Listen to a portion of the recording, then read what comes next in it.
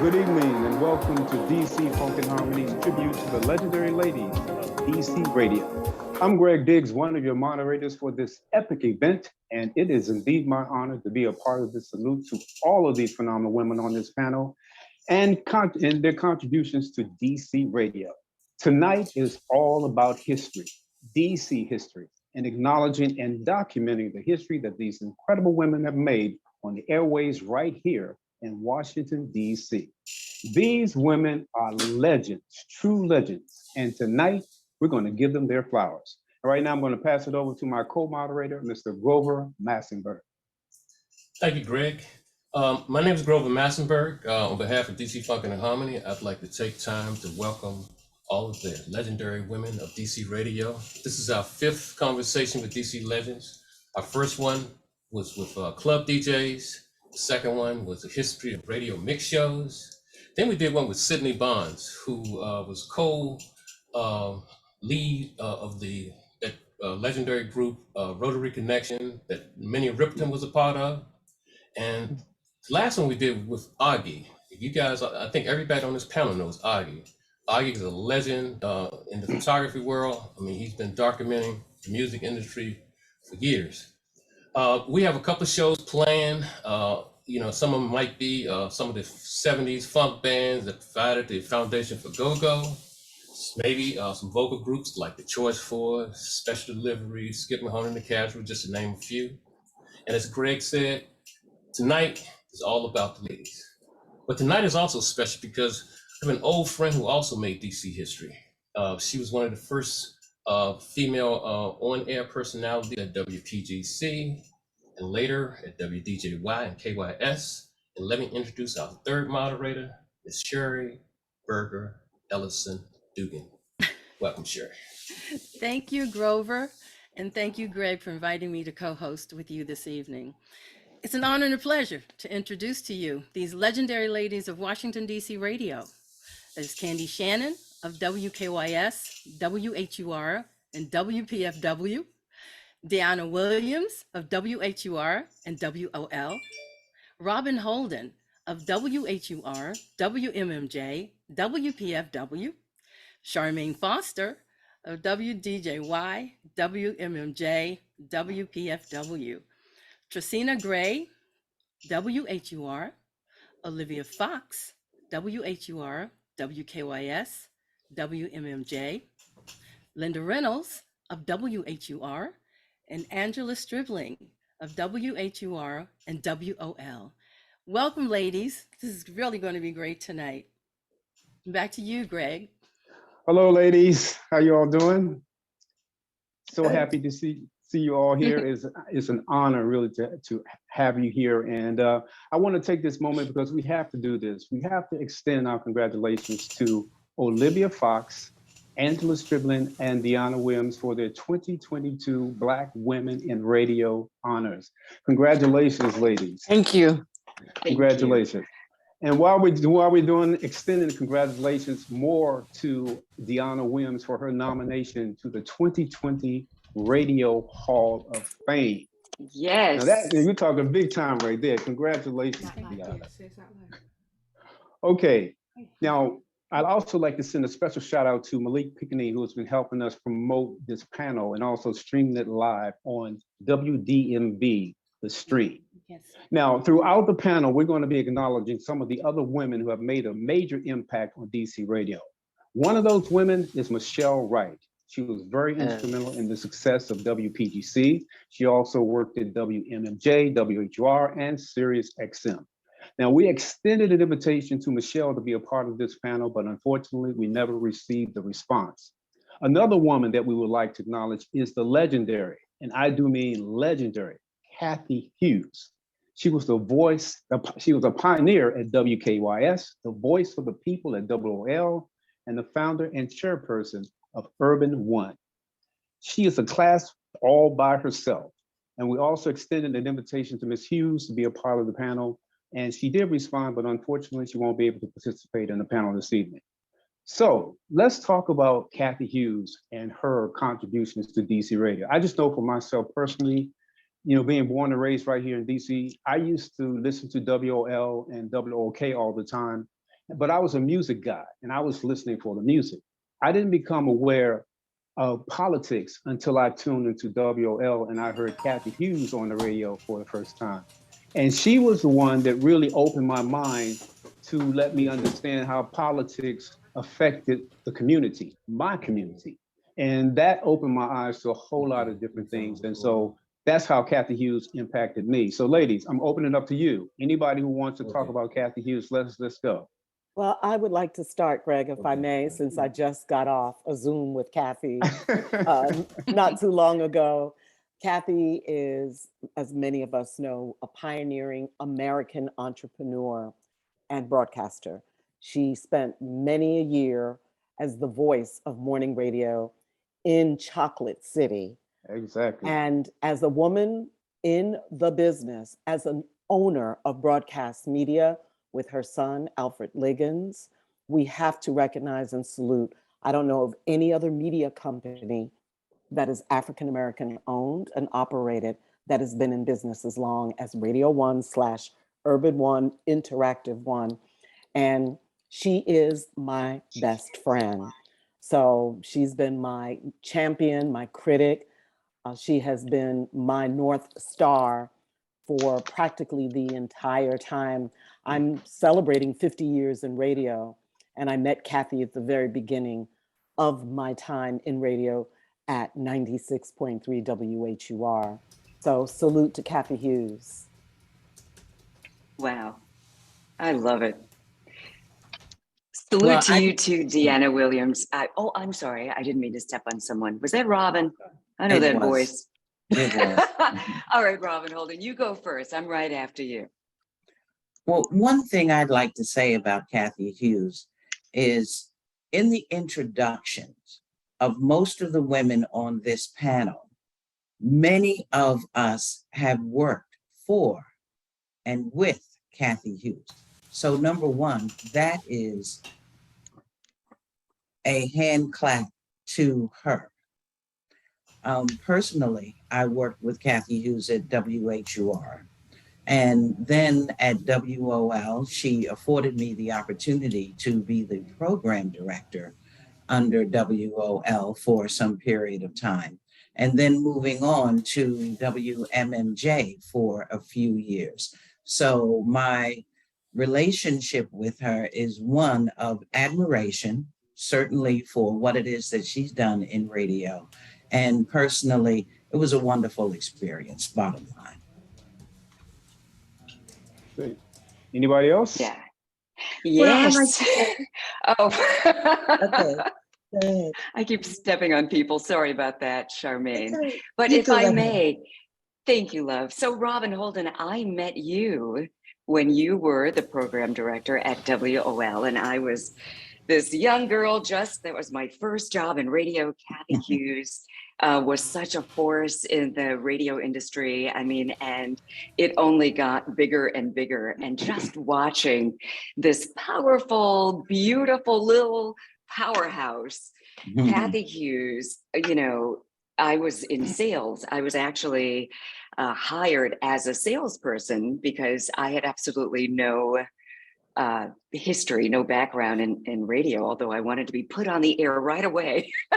But she hired me, and you know, she said, okay, you can do, she and I mean, we're going so far back, it was Kathy and Dewey Hughes. Right. And they said, okay, you can be in sales, but you can do some voiceovers.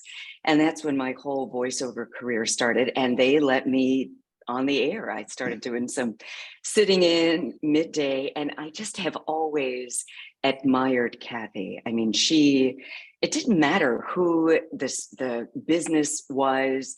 Kathy always felt like, yes, this is an AM station in this big city. We should get as much money as any of the other radio stations in the Washington, D.C. market, you know, where at a time, well, actually, it hasn't changed much, when you're Black radio, a lot of the businesses want to look at you and say, okay, we're going to give you less. Kathy was never here for that. And I've always just admired her strength, her power, and her dignity as a woman, a Black woman in business. Mhm. All right. Anybody else? Well, I'd like to say that I had the pleasure of working for Radio One, Kathy Hughes, for about 25 years. Worked with her in Baltimore and then WMNJ, and it was truly a family experience. And I spent most of my career in the Washington, D.C. market working for Radio One, and it was definitely family. Okay, Sherry, you had a question you were going to ask the panel, I think it was. Yes, actually, they're answering it right now. I was going Okay. to ask who to tell us about your first radio experience here in Washington, D.C., and who gave you that opportunity. Are So- you asking me? You know what? I think maybe we should almost do it chronologically. I think I may be Yes. the most senior person, and I started at WHUR in 1973, and I was hired by Bob Nighthawk Terry and Yeah. the general manager, right? Bob Nighthawk Terry. Right. And John Paul Simpkins was the GM, and Andre Perry was the PD, and Jesse Fax was my music director. But I want to shout out, first of all, I want to thank Sherry, Greg, and Grover, and also David behind the scenes for putting us all together. It's a formidable group of women and individuals to get together at the same time. So salute to the contributions that every single broadcaster has made to the community in Washington, D.C. and beyond. When I started, there was no internet, so it was just the DMV, just the DMV area. But in addition to Kathy Hughes, who we have already acknowledged and should acknowledge until we had no breath. There were some dynamic women like Niani Kilkenny in public affairs, Susan Perry, who held down the station and later married Andre Perry. I don't know how she did that, but Susan Perry. There was a lot of dynamic women behind the scenes whose names never get cited, like ours, because we were on the radio all the time.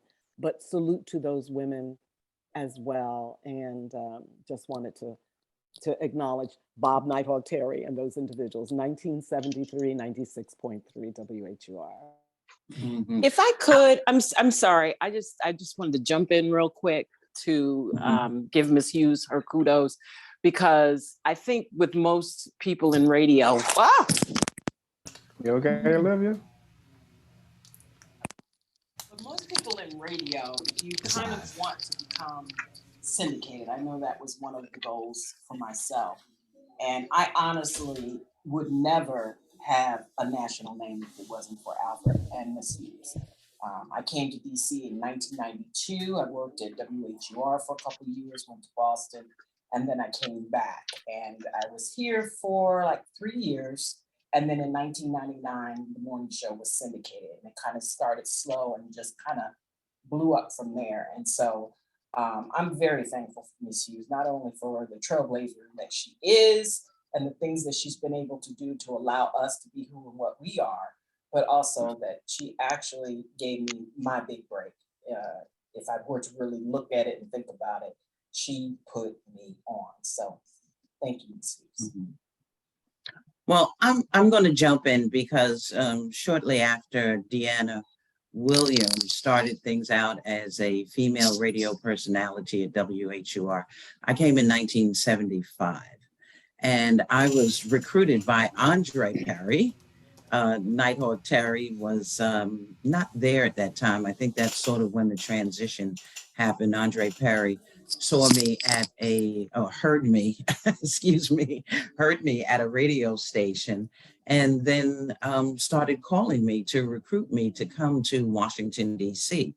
Now, being from New York City, I didn't know much about Washington, D.C. other than the fact that it was quote unquote chocolate city.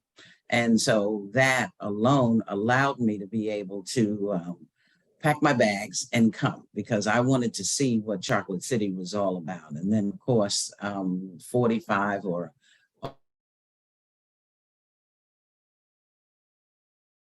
so my first experience at WHUR in Washington on radio was through Andre Perry. Okay. Candy Shannon, what about your first job in DC? I think you're muted, Candy. Candy, I think you're muted.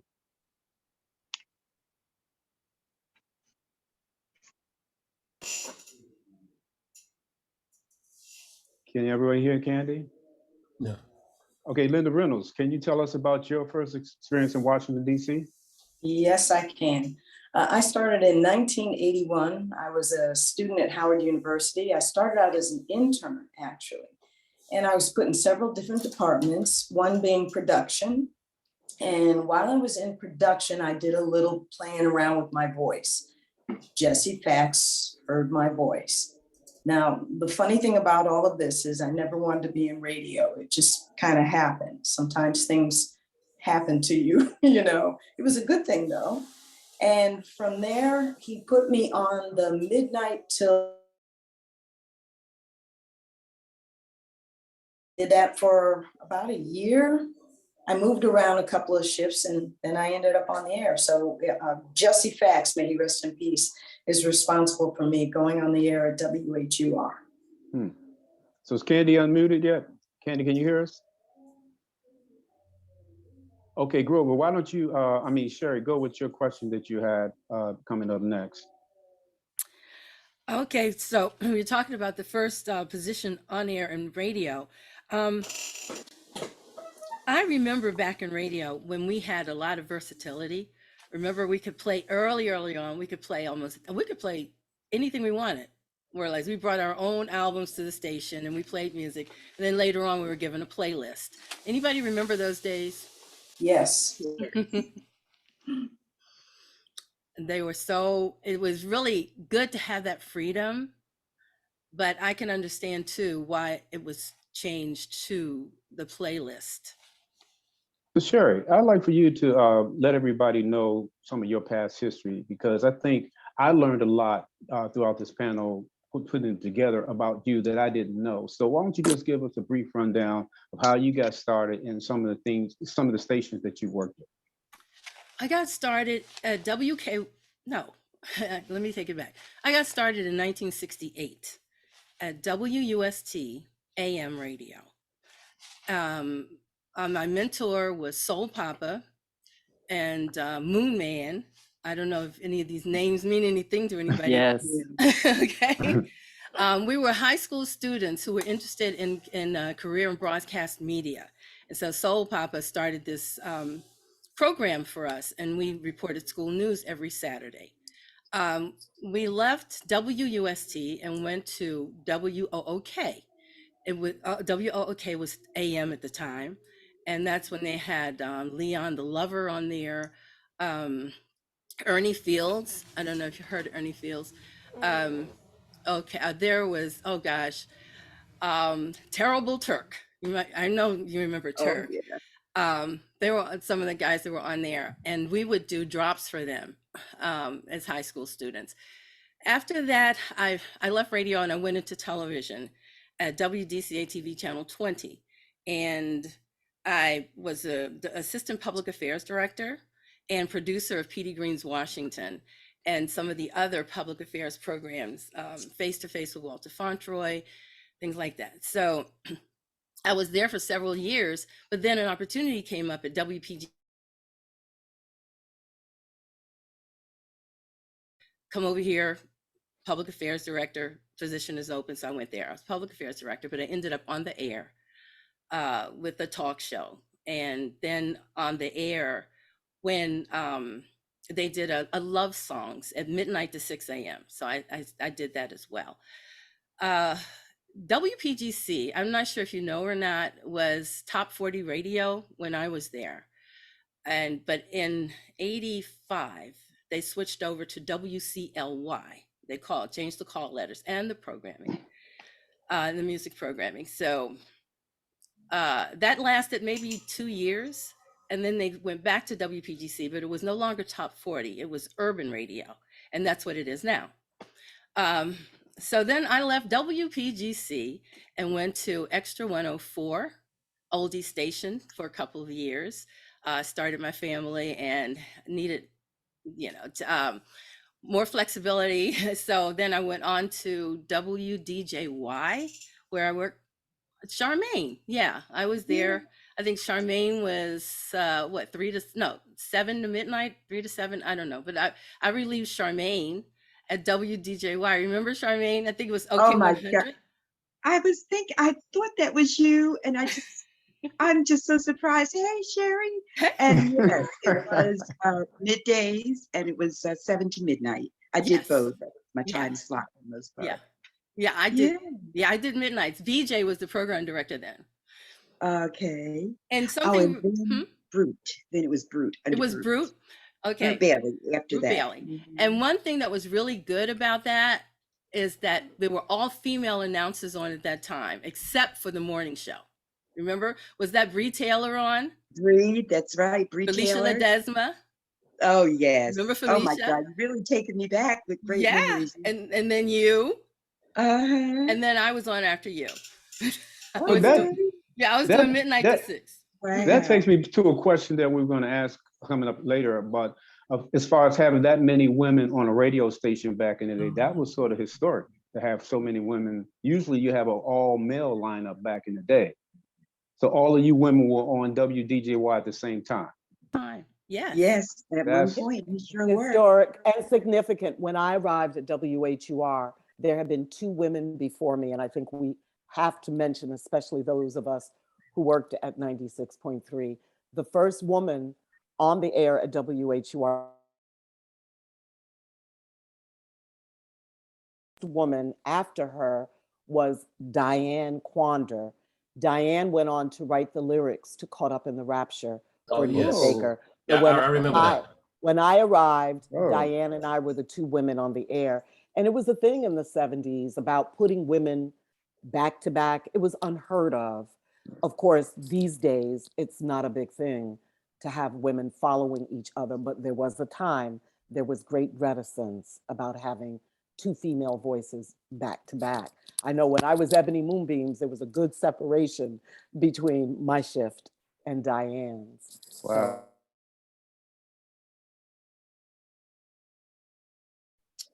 Sherry mentioned, or the question that she asked, and that was in relationship to programming your own music. Well, one of the things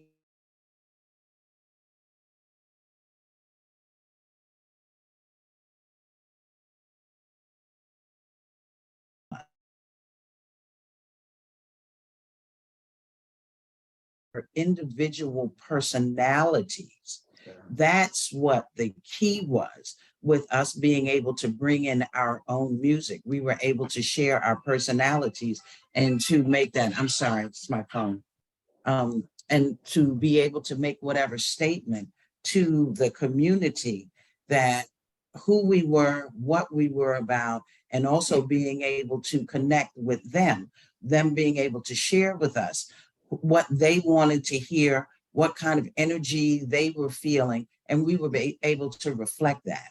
One of the things that I did not like was when they started to put in the rotation, when the music changed, from the OJs, when there were positive messages, to developing a series of the top 10 songs when it was all negative.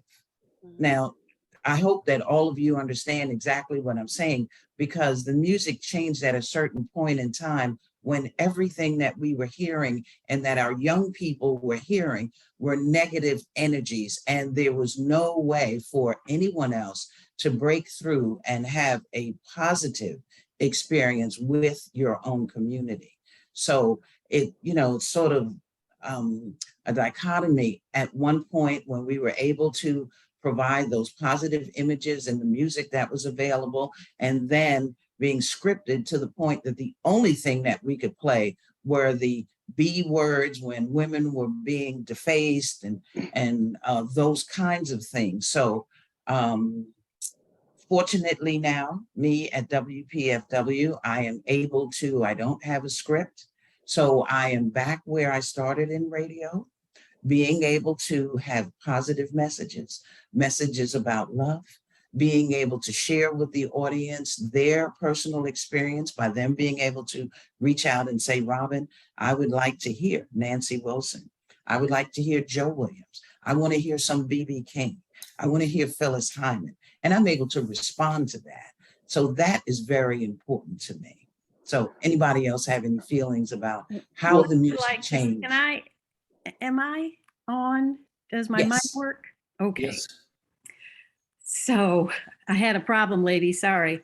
It was working, but once we went live, for some reason it stopped. But it's working now. Oh, Robin just really reminds me. But I would like to say I had 5 years at HUR, not in the very beginning when with 365 degrees of blackness was at the Deanna, and I have a sister who went to Howard. I came to visit, and that was the station to listen to. I'm from Detroit. I never could quite understand 5 hours of Love Me, Baby, Baby, Baby, Quiet Storm. But hey, that was, everybody knew the Quiet Storm. But I have to say, Howard WHUR and Howard has, always, when I was there, this was when the music was changing, as Robin alluded to, when there was a lot of suits in the business, part of that urban slight rap turned into a different thing. Hip hop kind of split into different areas, but HUR being a university-owned station, I think, never seemed to go that way. We were programmed, we had a list we had to play, and like Robin, it's a delight to be back where we can pick what we want to play. Everybody here would love to be able to do what we can do, I'm sure. And I came from a station in Detroit where I was able to do that also. So at the beginning and probably the other end of my career, I have this opportunity. But it has truly been a journey to be a woman in radio. And every single woman here, I don't really don't think we want to turn this into, and you know what so-and-so did, or name names or all that kind of thing. But I know each and every one of us has had an experience where you almost don't believe somebody either said that to you, or you just know something's going on, or you're not given the opportunities that you've earned by your work ethic, by the response you get from the audience. And yet, slowly but surely, it really is changing. So again, thanks to Greg and Grover and Sherry and all the folks behind that really put all these people together. I think, Charmaine, you and I never ran into each other working anywhere, I don't think, have we? Well, I believe that even though we might not have known each other, we knew each other from the air. Exactly. And knowing, the name Candy Shannon is like a listener. Because they're listening to you, they feel like as though they know you. And I did listen to you. I listened to Tracina Gray. I listened to basically all of the females on this panel, the women on this panel. So it's been a pleasure. And I just wanted to say that the music really, really made a difference in my life in coming up. I used to listen to, we had such positive music. James Brown, Don't Be a Dropout. Don't be a dropout. Say it loud. I'm Black and I'm proud. Keep on D-Train. And it can go on and on and on. And speaking of women in radio, I was the first Black female radio personality in the state of New Jersey. I was born in Newark, raised in East Orange. And I used to listen to WBLS. That was the New York radio station with Frankie Crocker. And I'm sure a lot of people probably know of Frankie. And it was Buster Soares. I was working for the county the Essex County, and Reverend Buster Soares introduced me to WNJR. And from there, my career just totally took off. I did all time slots. Well, you know, midday, I did gospel, midday, afternoon drive. And one day, my former coworker, Leslie, she invited me over to WBLS to meet Frankie. And Frankie invited me into the studio. And my goodness, who would know? People were, he was taking applications for hundreds of women to work with him. And I'll never forget, one day I was going, he invited me back the next day and the next day and put me in the studio to do drops and so forth. And one day I got a phone call. My mom said, Frankie Crocker's on the phone. And I just wanted to fall out. I could not believe it. And he offered me the job. He told me to think about it. And of course, there was no question that I would work. And I had the opportunity to work with all the radio personalities that I used to listen to coming up. And that was Vi Higginson, who was definitely someone that I admired and was influential in my life. And she was so positive. As she went on to be a producer for Mama I Want to Sing, the Broadway play. And I had an opportunity to interview her when she came to the DC market. And so it's just been ongoing. I used to want to be a female Vaughn Harper, who did The Quiet Storm. And I had the opportunity to work with Vinnie Brown, program director, and do The Quiet Storm when Vaughn took ill, and since has passed on.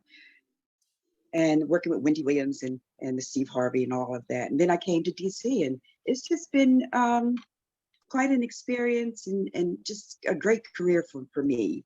And that's basically what I want to say.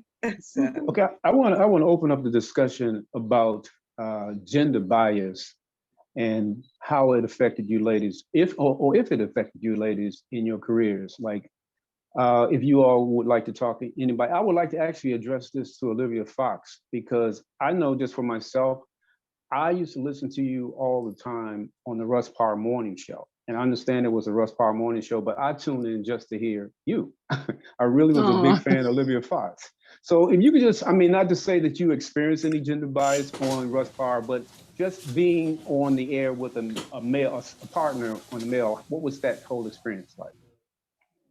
Well, I think I was in a, can you hear me? Yeah, I think I was in a very unique situation when I worked on the morning show, locally as well as syndicated with Russ. It was more like a partnership. It wasn't so much like the big male, host and then the sidekick laugh track chick, right. Which I did not and would not be, because I actually was a radio personality, went to school, moved to many, many cities, worked many, many jobs, lost many jobs and rehired for other jobs. So I wasn't, I felt like, if I was going to be in a situation, in a dual situation, I wanted to make certain that it was one where I could be me. So I didn't really have an issue with that. But early in my career, absolutely, and I'm going back, when you used to send your tape and your picture and your resume through the mail to apply for a job. But with the women, they always wanted a picture. And I never really could understand that, because I was like, it's radio. Why do you need my picture? Till finally some program director in some small city said, we have to make sure that you're marketable. And I really, as my career went on, I kind of got the grasp of what that meant. Whereas it wasn't the same for men. And I still don't think it is, which is unfortunate. But, just going through my career, I'm sure there are many of you here who probably were doing the same job as your male counterparts, whether it be in the day part that you were in, or perhaps the day part that they were in. And you just didn't get the money that you would, hope that you would be compensated, not to get paid more, but just to get paid what's fair. And so I had that situation happen a couple of times. I know after I left the Washington, D.C. market, after I had my daughter, I went to the Tampa Bay area. I was actually the first Black female to host their own morning show in the Tampa Bay area. But it was funny because prior to getting the call to come, one of my very, very good friends in the industry, they called him first. And I don't think they knew that we knew one another. And he wasn't able to take the job because for whatever reason, he had something else going on. And so then they called me, and it turned out that they offered him, like $70,000 more to do the same job. So, that kind of gives you an idea of what my experience has been. But I took the job and I blew it up and I did the damn thing. And Yes. and that was really important to me because I came from a morning team. So it was really important for me to go to a market and stand on my own with my name and be able to compete and do very well. And so that was that. So Tracina Gray, are you there? Can you hear us? Tracina? Did we lose her? Yes, hi. Yeah, I just wanted you to chime in, first of all, I want everybody to know just how historic your run at WHUR was. I mean, you were there for over 20 years, is that correct? Close to 30. Oh. Oh, wow. Tell us about that. I mean, that's historic. Thank you. Well, basically, what brought me to the area, I was out of radio. Well, let me just go back. I started out in Connecticut. How I was introduced to radio, I was in a 6-week summer program going into my senior year in high school, exploring the campus of Wesleyan University, where I was for 6 weeks to focus on theater. And then I heard this loud music and went and looked inside, and it was this radio station. This guy was jamming, and his name, Bobby Thomas. It's amazing how things can circle around, because years later, Bobby Thomas ended up being here in DC. So he said, hey, you're gonna be here for 6 weeks. Why don't you do the weather? That was my first exposure to radio. And then after that, went to college. Guess who I see on the campus of Adelphi University? My nickname is Cece. Cece, what you doing here? Bobby Thomas. That's just amazing. It's crazy. I started doing radio on college campus, and I was so in tune to it that when I would go home during my intersessions, I reached out to WYBC, owned and operated by Yale University. They had this program for inner city where they allowed you to just have that voice in the Black community. So I volunteered during the intercessions. And then after I graduated, I stepped out on faith and went to New Haven, WNHC. Jazzy James Jordan gave me my first radio job. I started in news. I became a news director. And then he said, have you ever thought about being a radio personality? I said, no. He said, well, I want you to try it. He put me on. I was nervous as I don't know what. I was trying to be this voice that wasn't mine. And because I was like, 1340 AM thinking I had to be a voice instead of being who I am. So as my career progressed, I realized, you have to be who you are. You have to be you, no one else. So I did middays, and then only for a year, and I stepped out on faith. I always wanted to go to California, went out to California for a vacation, circulated my air tape. Kevin Fleming from KGFJ happened to say, wow, you have some potential here. If you ever move back in the area, look me up. Went back, moved to Los Angeles, California without a job, looked Kevin Fleming up. He's like, wow, I need some holiday fill-in. He hired me at KGFJ in Los Angeles. And I was just, and then about maybe a year or so later, I got a call back to go to the East Coast because my aunt passed. I had one cassette. I brought that one cassette tape to WBLS. BK Kirkland hired me. They relocated me back to New York City, where I worked at WBLS alongside such legendary people as Pat Prescott, Vaughn Harper, Sergio Dean, Fred Buggs. I was like the little sister. I can go on. That was such an amazing experience working at WBLS full time. So then, of course, you have to have thick skin when you're in radio. Growing up with three brothers, I just had to have thick skin, and I knew how to be tough. I knew how to negotiate and make my salary what I think it should be, especially when I saw the Caucasian counterparts of those radio stations making XYZ. So I was always steadfast with that. Got out of radio, toured with Vi Higginson's Mama, I Want to Sing.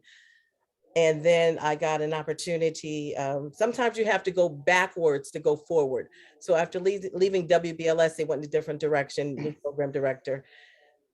I'm like, okay, I'm not giving up. Then BJ Stone at WNJR hired me. So like I said, sometimes you have to be a small fish and make it work for you. Worked around Carlos de Jesus. And then I got a trade magazine, a radio agent, got me a job at WWIN in Baltimore, where Kathy Hughes owned the station. And shortly after, 3 months later, they sold the station. So here I am doing mornings in Baltimore. But at the same time, I had already been doing part-time at WHUR, because before I moved to Baltimore, I would commute from New Jersey to fill in at WHUR. So I was working part-time. I was full-time at WWIN in Baltimore and part-time at WHUR. And I owe that to BK Kirkland. BK Kirkland hired me at WBLS, and then he just so happened to be at WHUR. And then I'm like, I'm out of a job. It just so happened that a midday slot became available.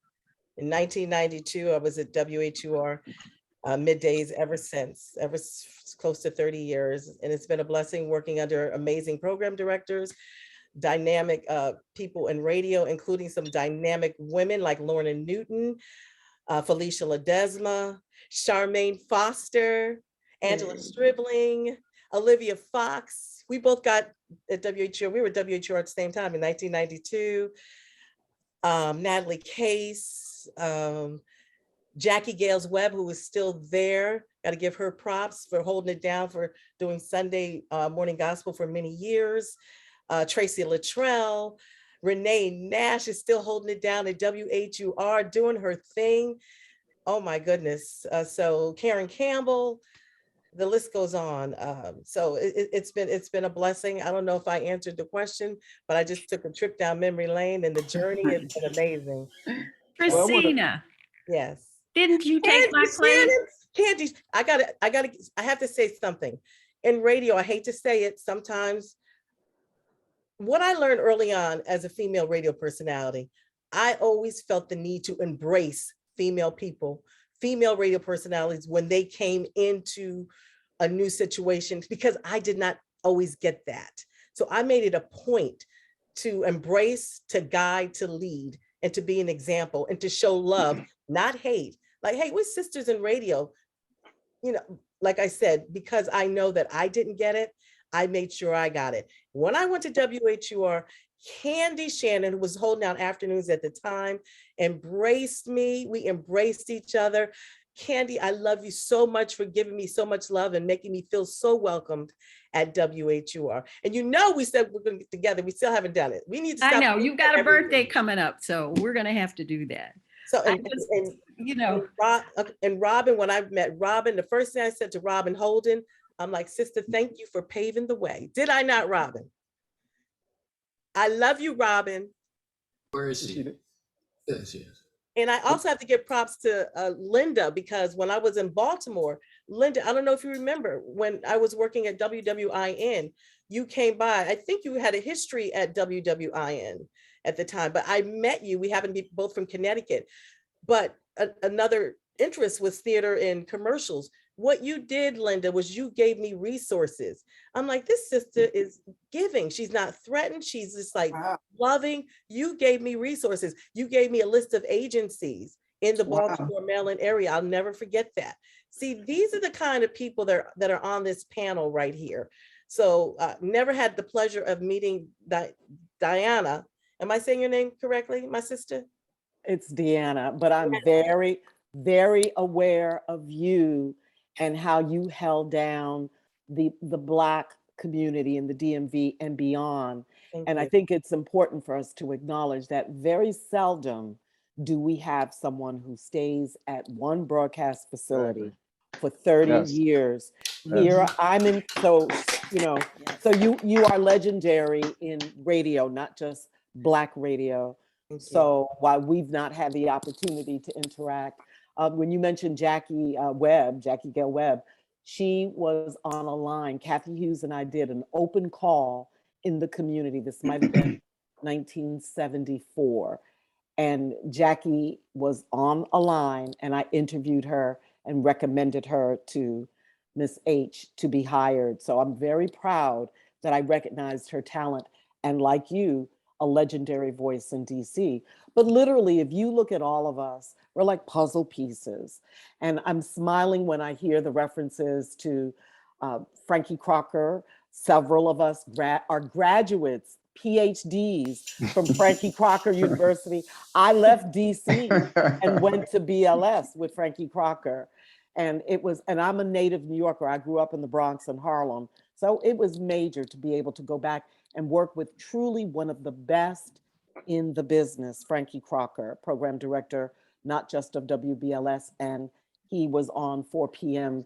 to 8 p.m. But you know what? We've also mentioned, several people have mentioned my inspiration was Vi Higginson.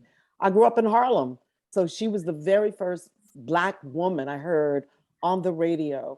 And then Lamar Renee, they were the two women on the air at WLIB FM. And something that we should mention when we talk about WHUR and DC radio, very unique market to have so many Black stations in a small geographic area. But the word I got from Kathy Hughes is we super served all of these stations. And I was very proud to be the first program director at WMMJ, first PD. It was Kathy Hughes's first FM acquisition. So when I hear several of you reference WMMJ as a station where you dug in, and I feel a tremendous sense of pride because I remember the challenges that Kathy faced when she first purchased that station.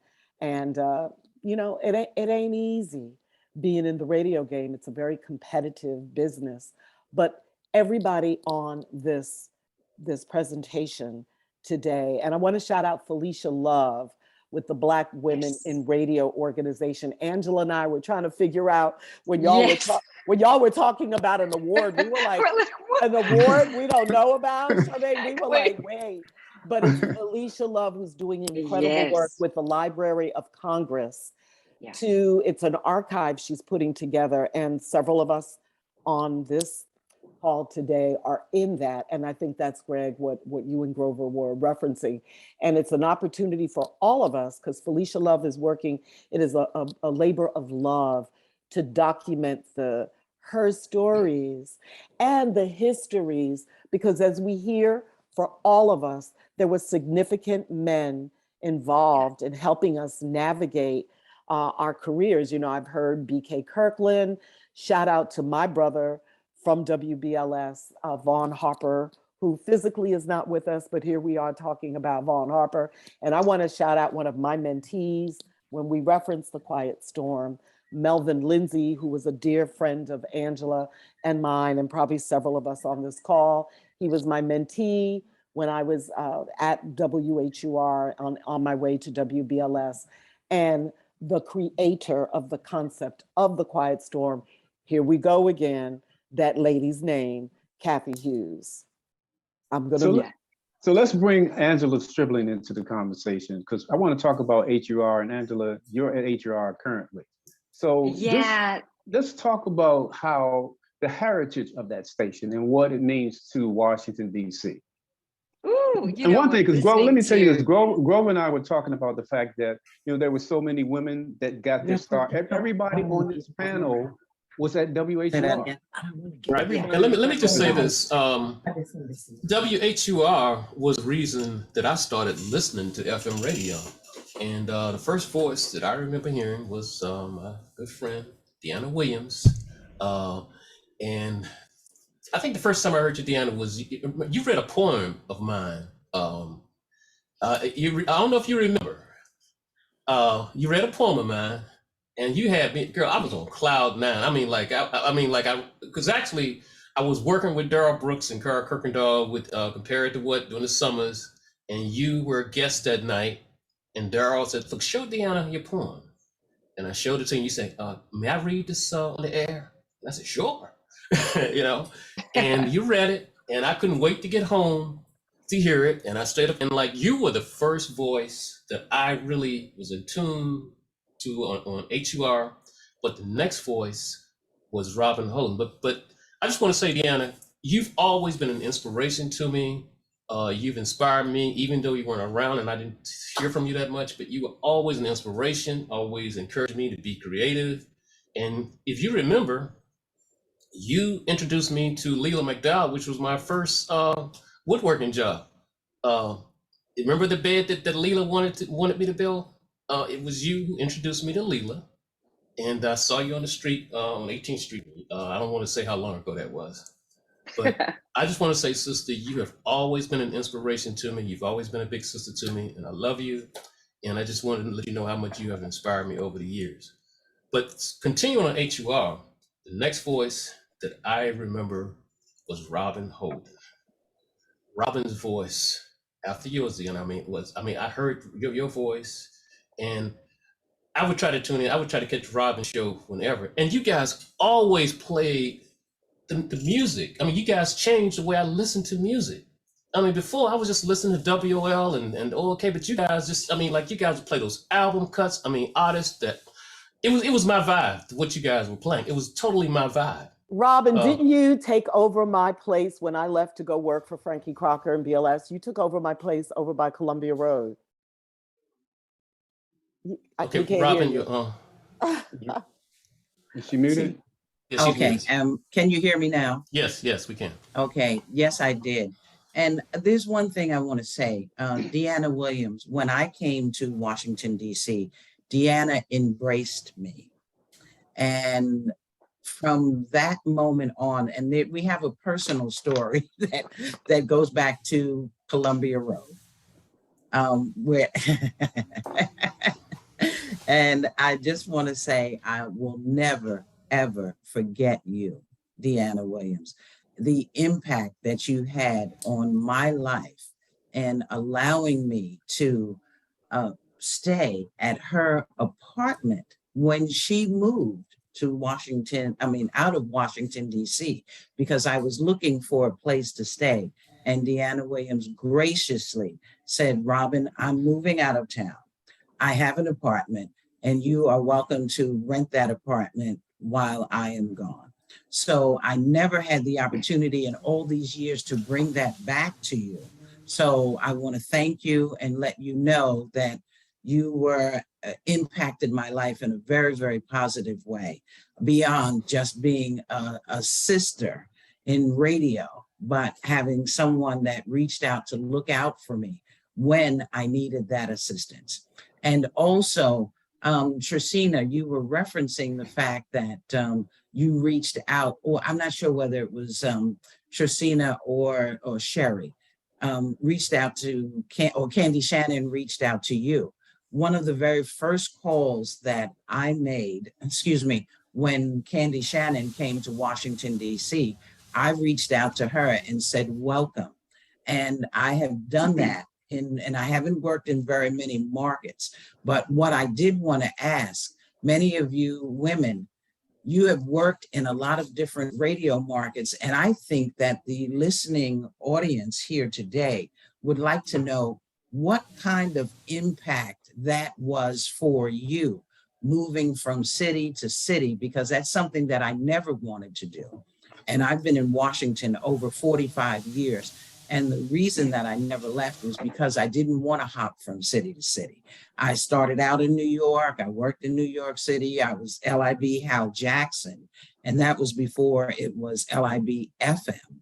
That was my mentor, Hal Jackson. And then, of course, I was at the radio station sitting behind Jerry Bledsoe, who eventually came to Washington, D.C. to work at WHUR, who worked along with Candy Shannon and Kathy Hughes.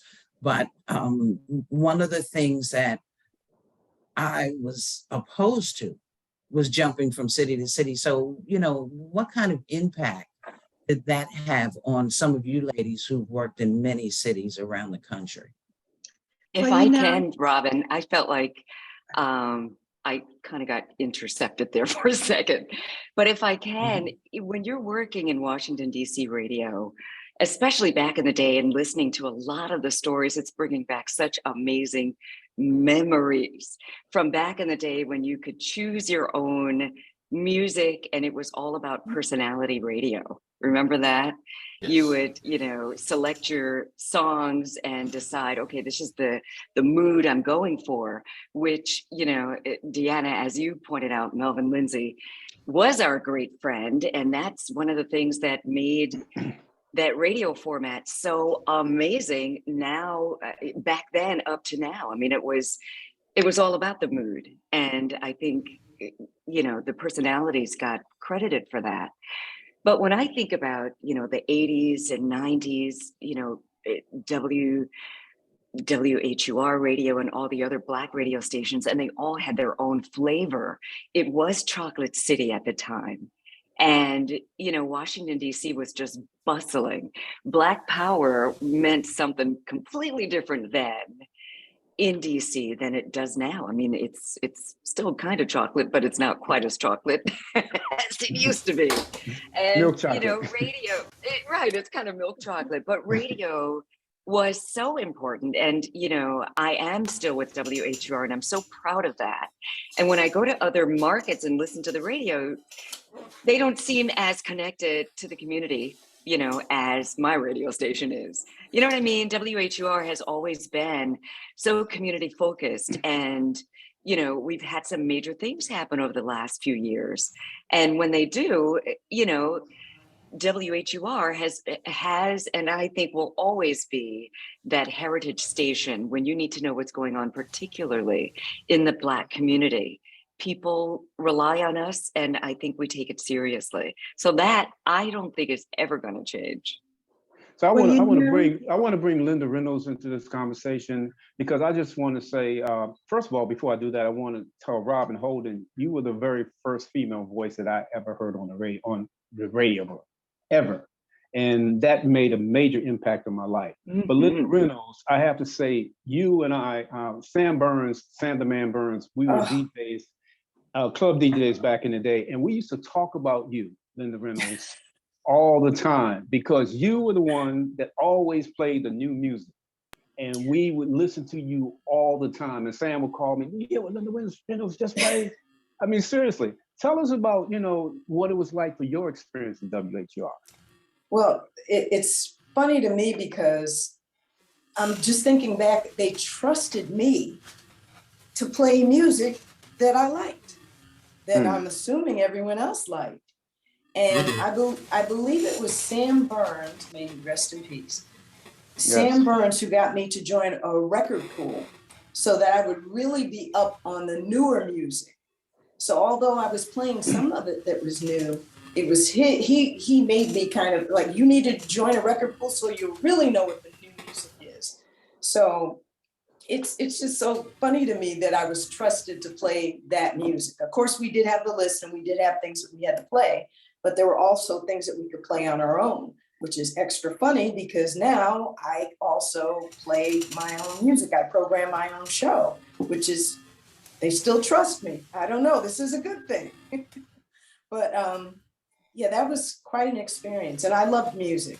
I loved music more than I loved radio.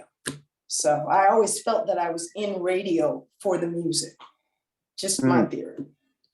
Okay, I'm gonna do something very special right now because I think this is it's just overdue, long overdue. We're gonna do a tribute to the female program directors and music directors of Black radio in Washington, D.C. And we have some of them on the panel. Some of them I didn't know until recently, but we compiled a list. And if there's somebody that we have left off, just let us know, leave us out and leave a message in the comments. And also thanks to everybody who's tuning in. We really do appreciate you watching.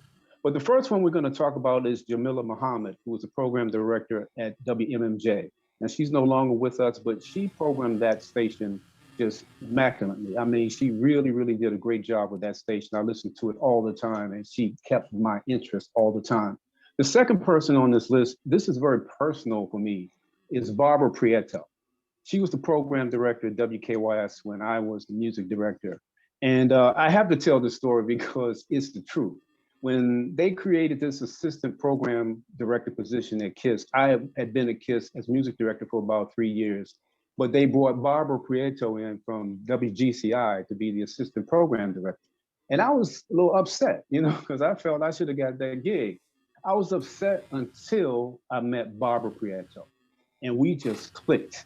And I learned so much from Barbara, about music research, the selective programming, strategy. There's a lot of things that I learned from Donnie Simpson. I learned a lot from Donnie and Barbara, and then Barbara just enhanced everything that I learned from Donnie, and it made me a better programmer. So shout out to you, Barbara Prieto. Also, Kathy K.B. Brown. She's the music director of WMMJ WKYS. What can I say about KB? She is a beast at programming. I mean, she really, really programmed Magic 102.3. And I have to tell this story also because KB worked with me at World Space Satellite Radio. And I was honored to have Candy Shannon as my morning drive jock, Kathy KB Brown as my afternoon jock, and the lovely and talented Angela Stribling as my image voice. And they have my station sounding spectacular. So shout out to you ladies, and special shout out to Kathy Brown. Also on this list of program directors is Candy Shannon, program director of WDCU. I had no idea that Candy was a program director until about 2 weeks ago when we were talking, and she had mentioned it to me.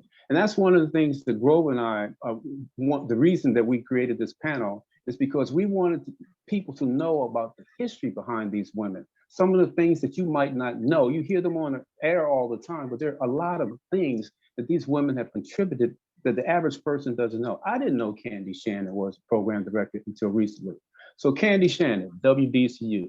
Deanna Wims, program director and music director at WMMJ. And as she said earlier, she was the very first program director of WMMJ. Also, Robin Holden, she was a program director at WOL. And I have to send a special shout out to Angelique Austin. She is currently the program director, operations manager at WPGC. And she is the first woman in the history of WPGC to oversee programming. All of these years that WPGC has been on the air, this is the first time they had a woman in charge of programming. So shout out to you, Angelique, big baller, shot caller, much respect to you. Tracy Luttrell. Hello, Tracy Luttrell. I have so much respect for this woman. I mean, she has been at HUR. She's the assistant program director at HUR. She's been there for years. I had the pleasure of working with her at Sirius XM. At the time, it was XM Satellite Radio. And this was at the very start of satellite radio. As a matter of fact, Tracy and I were one of the first pioneer program directors in satellite radio history. Tracy had a channel called The Flow, I think it was. And my channel was Ngoma, the African music channel. And we worked together, putting our channels together. But Tracy's doing a fantastic job at WHUR. A special shout out to her. After Tracy, we have Libby Lawson. She was the program director at assistant program director at WHUR back in the day. Robin Gilstrap was the music director at WKYS before I got there. And last and certainly not least is Pamela Hall. She was the music director of WHUR. Pamela was a very dear friend of mine. She passed away, and we worked together at World Space Satellite Radio. And she programmed a channel called RIP, which was a jazz channel, and she programmed it masterfully. So shout out to you, Pamela. I miss you dearly, and your legacy lives on. So ladies, if there's anyone else, any other female program directors you all might want to mention at this time that we missed, just feel free to chime in right now. Yes, Greg, I just want to say I worked at World Space under Ray Yes. Boyd, and Pam Hall was a music director there too. And that was quite an exciting thing at that time for me too. But one person I like to recognize is Terry Avery. I'm in Atlanta right now, and let me tell you something. Terry is doing a fantastic job. She's taken WKYS to #1, and I just wanted to give her that love too, that recognition, because she is doing a great job of programming KISS 104.1. Okay, anybody else? Any other program directors or music directors we may have missed? Well, actually, when I was hired in Baltimore, I also served as the music director there. Oh, what station was that, Christine? WWIN 99.5. Okay, cool. Anybody else? Okay, well, let's change the topic to how important is it to be versatile in terms of your on-air your on-air presentations in terms of the marketplace. You know, I know most of you have your backgrounds in R&B, urban radio, but is it important to know how to do other genres, other types of radio? Anybody have any ideas or any want to express any opinions on that? I'll speak up if I can. Okay. You know, there are all kinds of people in this business. So there are people who are versatile and can play any kind of format and become a part of wherever they are.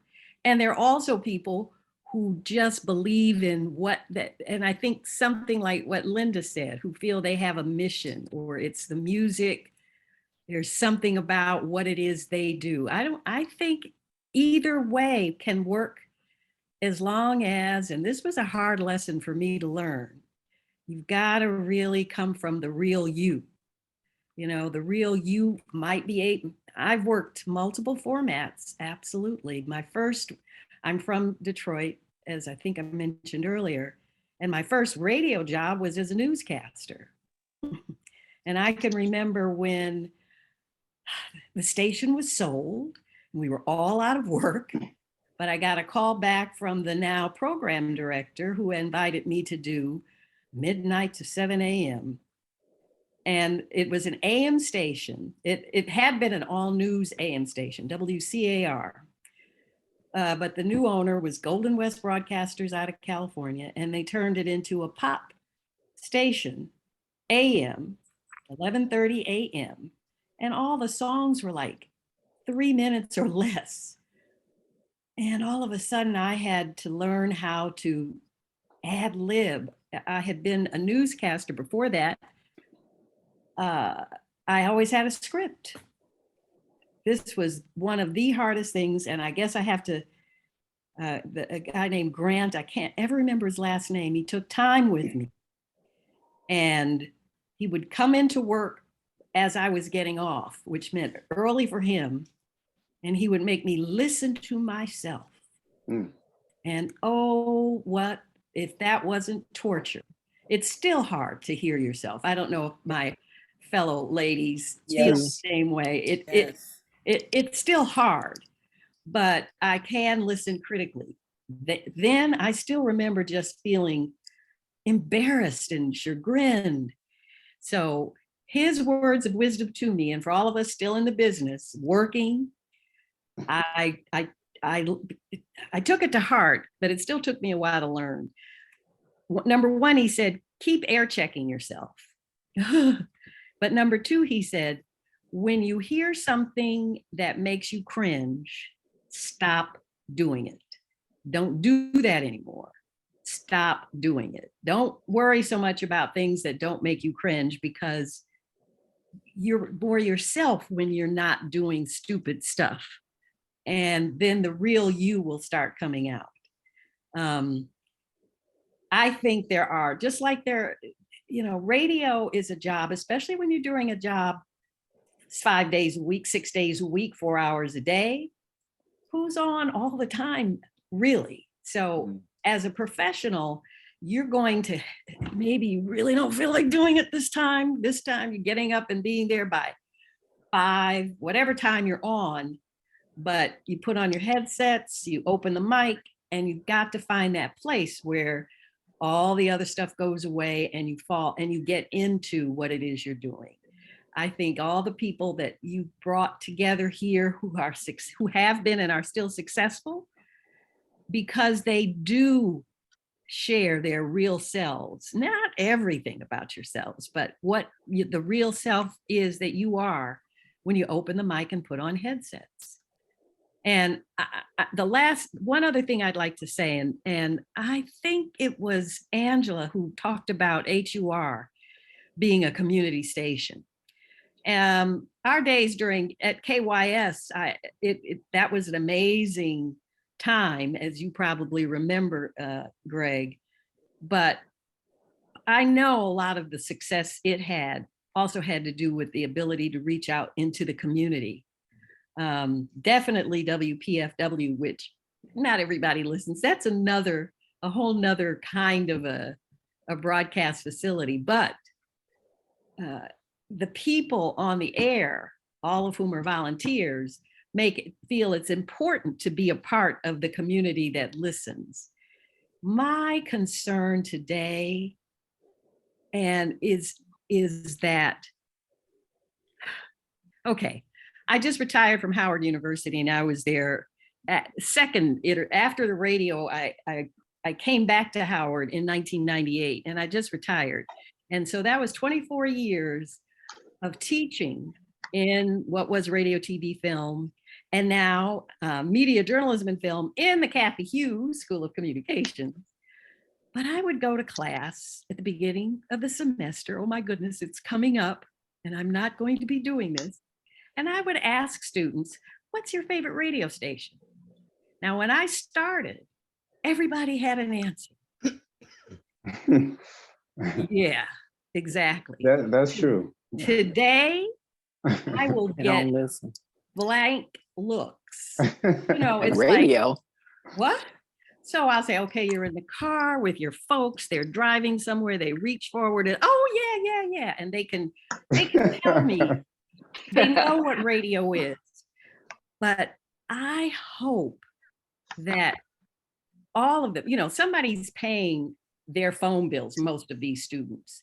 So when they have bills and they're working, I mean, I have to say streaming and the internet radio and all of that is one thing, but it still does not take the place of the relationship that listeners are able to create with those voices on the air.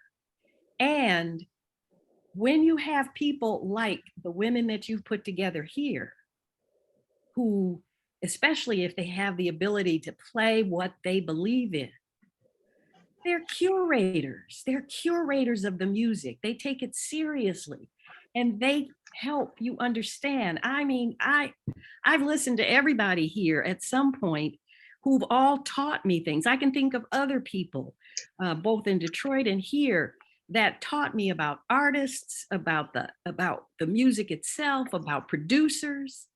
And young people don't get it in the same way. And I think that's a loss. Somehow we've got to find ways to make radio, and we've got to protect it too, because my fear is that someday the frequency will just turn into all internet, everything. And will they keep the human connection, speaking, telling the stories? When many of you were here when DC was struck by an earthquake back in, you remember that? Yes. 2011. So Yeah. I was at work in my office in the CB Powell building, and nobody exactly knew what was going on. But finally somebody, you know, because what's going on? And so next thing I know, the security, campus security knocking on doors, get out of the building.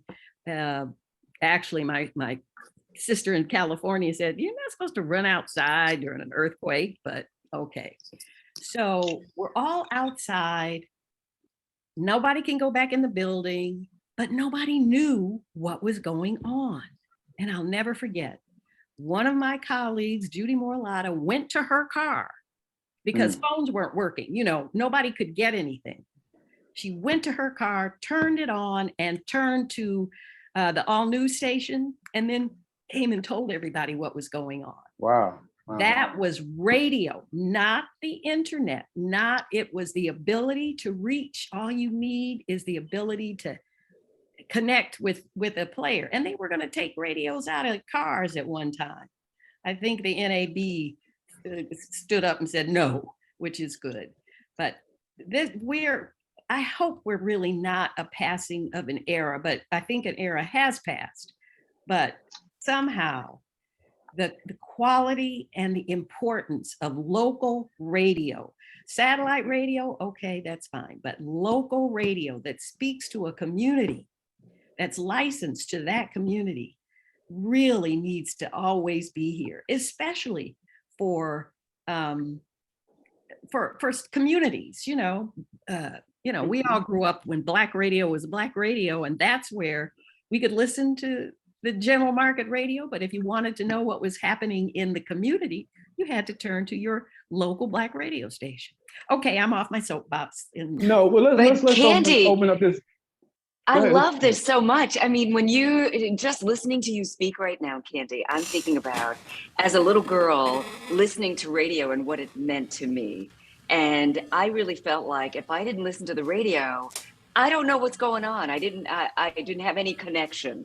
And you're right. I mean, kids these days have so many choices. They can just, live all day from their phone, but they are missing what's going on in the community. Some fun things that, the radio station has a promotion going on that, they might be interested in. So many things like that. I don't see radio as a dying breed. If people, maybe they need to be reminded of what's so amazing about it. Again, I just felt like if I didn't hear it on the radio, it was like air. I felt so disconnected from everybody. And I think radio still has that. It's still making money. Look at it, it is still making money. I subscribe to, various newsletters, but the fact of the matter is there are fewer Black-owned radio stations today than there were in the 70s and in the early 80s. Cathy Hughes bought up a lot of Black-owned radio stations in various markets, and more power to her, but not other Black stations didn't pop up. We're real fortunate in this market.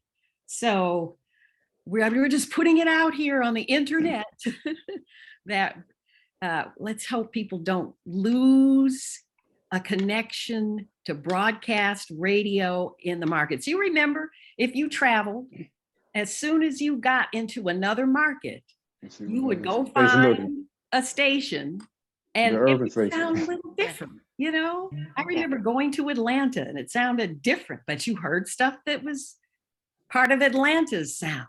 And definitely when I moved to DC compared to my hometown, this was entirely different. And I had to learn and get in, and it helped me learn how to say certain street names and places to go. You make a mistake and say something wrong and everybody looks at you like, where are you from? And local radio, again. Local radio still has a significant place, especially in a unique place as the DMV. And I applaud the station that I worked for close to 30 years, community-based. And the thing is, you have to give listeners a reason to tune in, to find out what's going on in the community, what's going on from a news perspective, from our perspective.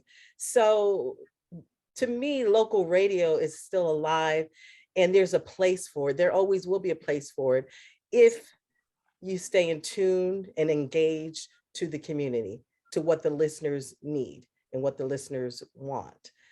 and you have to hear their voice as well. Just as much as they listen to our voice, we have to listen to what they want. And, I'm blessed to say that being a part of WHR for so many years, and they're still connected to the community, and it's extremely important. So local radio is alive. It's just that you have to constantly find creative ways as we move with the times to stay engaged, especially with social media now being a large part. So. So I would like to address this question to Linda Reynolds and Angela and all the other ladies who are currently on the air. What is the effect of social media right now on radio? All right, from back in the day. I just know when I was at WKYS, when I was in radio, we didn't have social media. That wasn't even a thing. So now, how do you operate now on the air in this age of social media? The funny thing is they encourage us to be on social media. So I'm on everything. I'm on mostly because I don't want to say I have to, but it's actually kind of cool because I get to communicate back and forth. I tell them what song I'm going to play, and they have a way of contacting me. But social media is extremely important. I'm trying to be better. I do post a lot, but I'm just not so great with the videos. I just don't particularly care for it, but I guess I'm going to have to learn to get better We're at radio. We're radio. I know. Dressed up to go to work. No, you're not even supposed But to you know see what, me. Linda? I love the fact that you do post, and I check out your post and you show your comedic side, which a lot of people might not know that about you, but if you follow Linda Reynolds on social media, it's so entertaining. Isn't she great? And so, Greg, to answer your question from my perspective, my radio show is Pillow Talk with Angela. It's all about relationships. I mean, and we all need information and advice and help in that area at some point or another. And social media is such a big component to what I do, because sometimes people would be a little less inclined to call a radio station and say, okay, well, I don't know, my boo and I haven't had sex in a year or whatever the case might be. However, on social media, even though everybody can see their profile, they're a little more inclined to just tell the truth about what's really going on. Second to that, I mean, as I think it was Candy talking about, just the difference between where we are in radio now versus back in the day, social media offers, yet another place for people to give their attention. And so we're competing with, everything, music, streaming services, everything. But I think through social media with radio stations, it's kind of a requirement for most of us to be on there because, if you can't beat them, join them, make it work for you. And we're kind of meeting people where they are and saying, okay, yeah, this is cool. Okay, while you're on here, turn on this radio station, put on 96.3 while you're scrolling. I think it's important because you get to piggyback off of their numbers and help to build your own. So anybody else want to contribute? Okay. I want to say one quick thing though. I don't know, I should be afraid to say it almost, but do you know that I answer every email that my listeners send to me? Everything. I've been doing it for years. And the reason I do it is because that's the way I want to be treated. So that's how I've established a great audience. Sometimes I get to meet them, which is, that's so wonderful to actually meet them because, we're in the little box and nobody really gets to meet anyone, but it's so important to have that connection with your audience. And yeah, I'm glad that I'm with you too, Linda.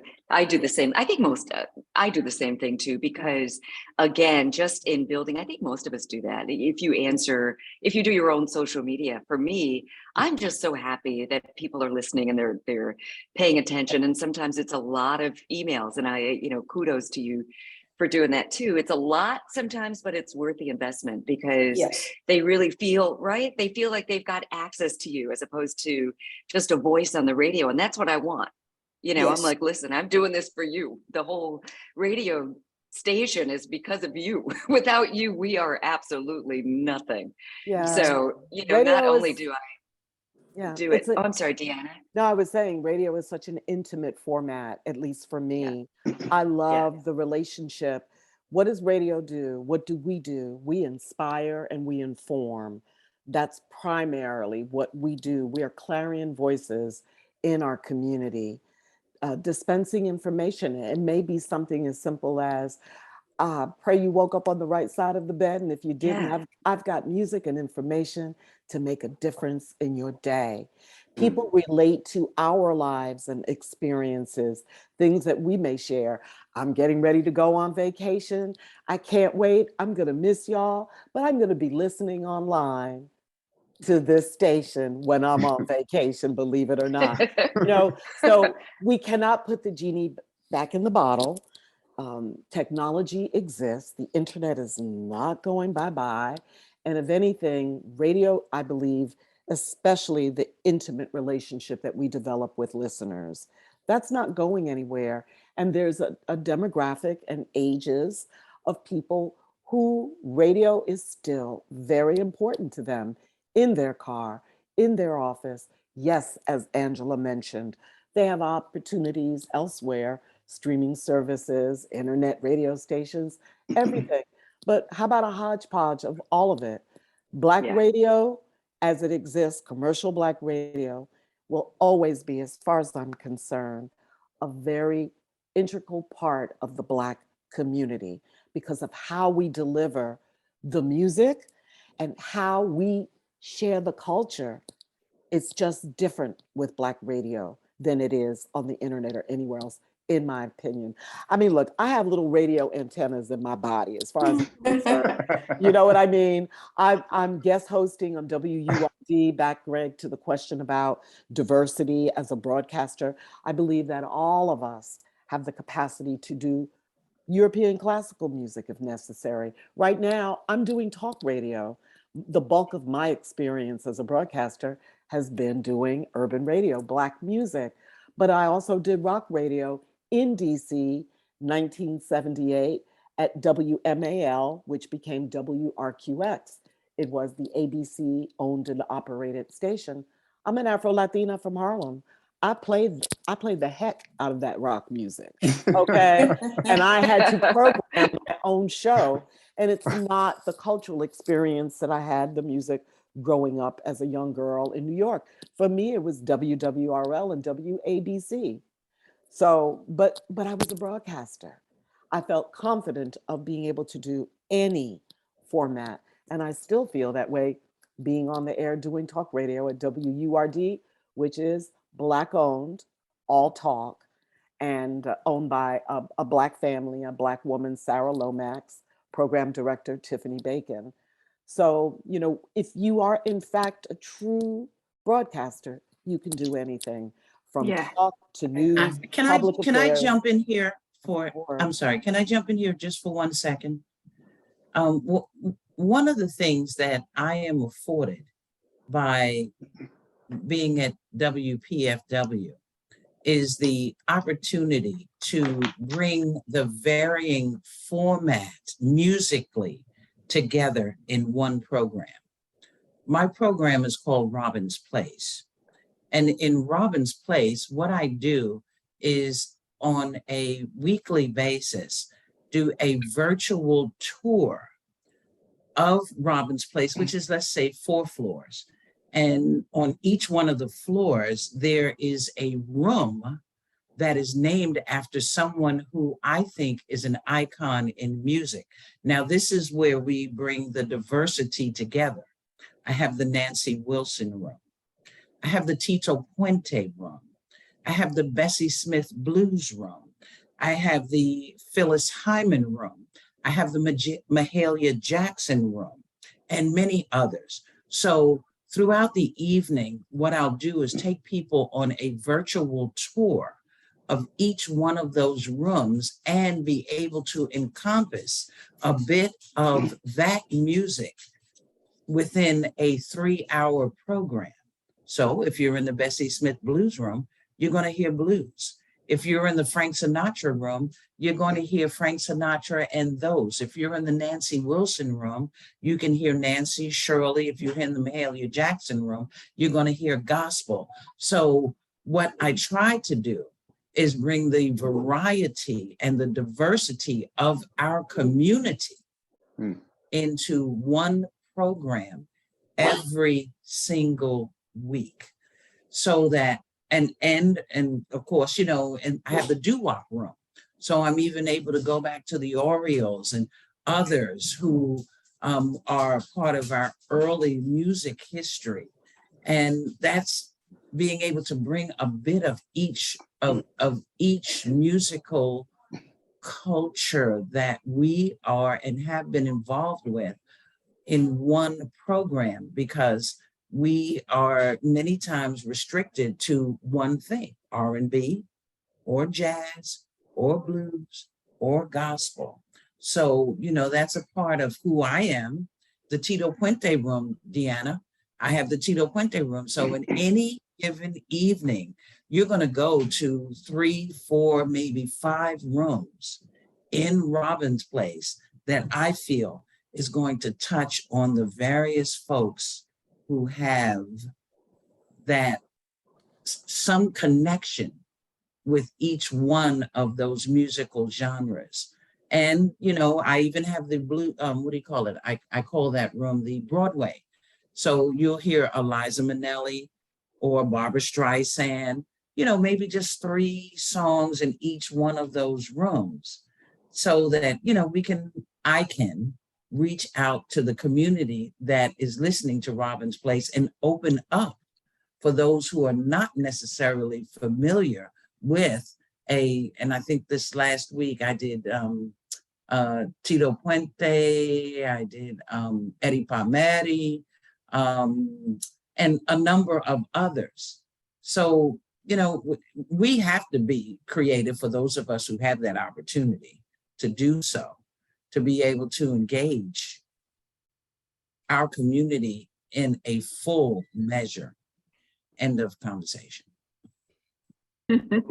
Okay, I'd like to just at this point, just mention the fact that Deanna Williams is one of the driving forces behind creating Black Music Month. So Deanna, you want to talk about that? Because I think that's something that our listeners will want to know about. Thank you, Greg. Well, I want to give credit to the co-founders, my ex, Kenny Gamble, who it was his original idea after a visit to Nashville, Tennessee, when he observed how organized and together the Country Music Association was. They had a Country Music Month. He felt that the same needed to happen in the Black community, and also broadcaster Ed Wright. Black Music Month is now in its 43rd year. I am a proud board member of the National Museum of African American Music in Nashville, Tennessee on 5th and Broadway. And why is it important to celebrate a specific month? It's a concentrated period of time for us to recognize everybody on this call today. Our contributions to the culture, pushing forward, sharing information about the artists, the songwriters, the producers. I mentioned earlier Diane Quander, who wrote Caught Up in the Rapture. She's one of us. She came from us. And then she went on to write a classic, timeless song from one of our greatest voices, Anita Baker. So Black music, we celebrate it every single day, and particularly those of us who are still on the air, and even in the past. Our contributions to pushing forward the culture and making people aware of the need to appreciate talented people, the engineers, the producers, the songwriters, the record executives, the DJs and the clubs. All of these people are important, and we celebrate Black music every single day, Greg. Thank you, Deanna. Before we go on, I want to take time to recognize our audience. So I want to give a shout out. Okay, Grover, your mic is distorted for some reason. Is it? Yeah, it's distorted.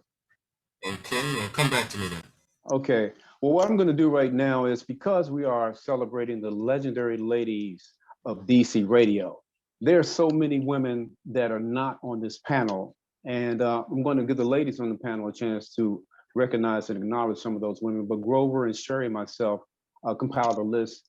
And if you're listening, watching, I should say, Feel free to leave a comment if you feel there's someone else that needs to be on this list, because we realize we can't cover everybody. You know, it's impossible, but we want to acknowledge the contributions of as many of these Black women as we possibly can. So we're going to kick it off with Michelle Wright, and we spoke about her previously. We invited Michelle to be on the panel, but we didn't hear from her. But we cannot deny what Michelle Wright has contributed to Washington, D.C. She worked at WPGC, WMMJ, and WHUR. Also, Robin Breeden, WPGC, Jeannie Jones, WKYS, Reed Taylor, WDJY and WKYS, Jackie Gales Webb, WHUR Gospel. My girl, Lisa, love me some Lisa, WHUR. Steph Lover, I'm sorry, Lisa, WKYS. Steph Lover, Steph Lover, WKYS. Amira Graves, WKYS. I worked with her when she was at KYS, and she's a very talented young lady. Nonchalant, I mean, she's a rapper, a hip hop artist, but she's a bomb on the air. A lot of respect for Nonchalant. Big Jagger. Let me just say something very quickly about Big Jagger. I was in my car one day and I heard her on the air and she mentioned her name. I thought she said her name was Mick Jagger, and that's what caught my attention. And I immediately, it just got me, you know, I'm like, whoa, this is Big Jagger. But anyway, I fell in love with her on-air presentation. I mean, I thought she just really I became a fan listening to her. So shout out to you, Big Jagger. I really, really like your style. Also, let's see, coming up next, we have Leah McDowell, WHUR, Felicia Ledesma, WDJY, Gwen Franklin, WHUR, Sheila Eldridge, WHUR, Dana Stevens, WPGC, Wendy Williams, we talked about her earlier. A lot of people don't know that Wendy Williams was here in Washington, D.C. at WOL before she became the Wendy Williams on the Wendy Williams Show. She was here. And WBLS. WBLS. Yeah, we're talking about right now, DC Radio. but she's on DC. A lot of people just didn't know that. I was for a hot second, Greg, at WOL. Oh, okay. Okay, y'all gonna threw me offline. Okay, Pat Lawson Muse from WOL. Pat Lawson Muse, WOL. Ida Campbell, WPFL. Gloria Menard, WHUR. Gwen Redding, WDCU. Sandra Butler Truesdale, WPFW. Millie Ware, WPFW. Danielle Irby, WKYS. I work with Danielle at WKYS, and Danielle is a true professional. She's with WKYS News, and she's like a true professional in every sense of the word. So a special shout out to you, Danielle. Renee Nash at WHUR. I mean, come on, Renee Nash, all of just everything that she's brought to this community. Hats off, much respect to you, Renee. And Karen Campbell, come on, y'all. We got to give it up for Karen Campbell, WHUR News. When you talk about radio news in DC, how can you not talk about Karen Campbell? I mean, just excellent personified. Andrea Bray, WOOK News. J. Marie Morris, WOL. And Karen Gray Houston. So ladies, is there anyone else that you feel that needs to be acknowledged right now? Just chime in, let us know. I would like to shout out a couple people. So, you know, I'm with WHUR, and Autumn Joy, who holds down the midday, that woman is so talented. And she came into this market. She's from this market, and she, you know, had worked here before, but a couple years ago, you know, anyway, she's amazing. And also Nina Brown, who co-hosts with Frank Ski in the afternoon. She sounds so good every day. And Vicki Saunders, you know, she's behind the scenes, Professor Vicki Saunders heads up our HD stations. And, you know, a lot of the folks behind the scenes, you don't really get to hear about all the amazing things that they're doing, but thanks for allowing me to shout them out. There's also Sonia Ford from WHUR. Right. I forgot about Sonia. Right? Oh, yeah. And also Jackie Allen worked at WHUR as well. And let's see. And of course, we can't forget the amazing promotions directors, Darlene Jackson. Oh, yes. There are a lot of behind girl that collectively make stations work. Oh, well, we're going to throw that out. Let's throw out a shout out to Vivian Rasco, because I work Oh, with her at Vivian. PYS Yes. and I know she was at WHUR too. So hello, Vivian. Yeah. Shout out to you. Hi, Vivian's am awesome. I on? Can you hear me? Yeah, there you go, Candy. Oh, sorry. Shoot. Well, Fawnay Williams was the first and last morning person on WDCU, which doesn't exist anymore, but at UDC, she has a wonderful voice, a wonderful relationship with her listeners. And there was somebody else you just said. Oh, phooey, it'll come back to me. But I'm remembering Fawnay at WDCU. Okay. Oh, It'll I got come a couple more. Come on with it. Angie. Angie. Oh, Angie. Oh, did we say Robin Breeden? Yeah, we mentioned Robin yeah. Breeden. Yeah. But Let's we can see. mention her again. Stephanie Gaines Bryant. And Edith Smith, who was general manager at WDCU, but she also worked at HUR as, I think, promotions person. Yes. Edith Smith. Oh, Erica Blount. And there's also Jean Ross and Shirley Strawberry. Oh yeah, Shirley Did Shirley Strawberry work in DC?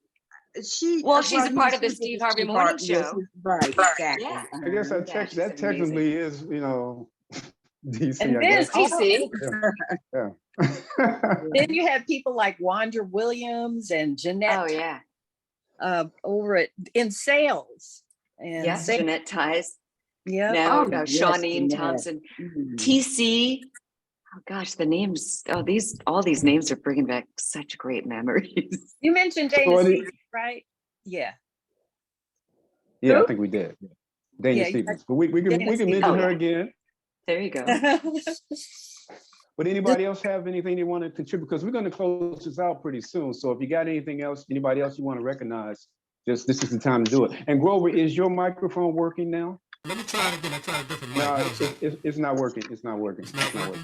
No, it's not working. But anyway, we're going to be closing this out pretty soon. But what I'd like to know is, Is this one still? Can you? no, you're not working. It's not working, Grover. It's distorted. Hello. It's distorted.